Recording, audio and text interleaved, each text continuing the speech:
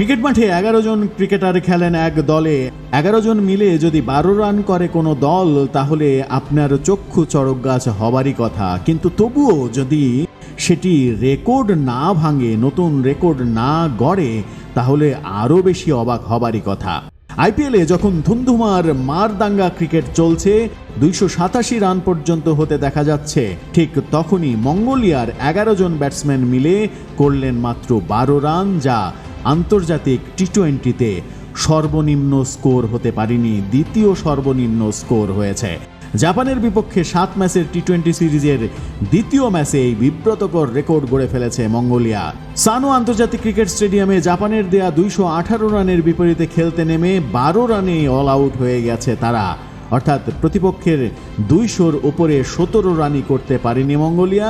পারবে কি করে? মঙ্গোলিয়ার 6 ব্যাটার রানের খাতা খোলার আগেই ড্রেসিং রুমে গেছেন ফিরে। কেউই 2 অঙ্কের কোটায় পৌঁছতে পারেননি। আন্তর্জাতিক ক্রিকেটে 7 মাস আগে অভিষেক হয়েছে মঙ্গোলিয়ার। আন্তর্জাতিক টি-20তে সর্বনিম্ন রানের রেকর্ডটা সর্বশেষ এশিয়ান গেমসে অভিষেক হওয়া দলটির কানের উপর দিয়ে গেছে। 3 রান কম করলেই বিব্রতকর রেকর্ডটা নিজেদের করে নিতে হতো এশিয়ার দলটিকে।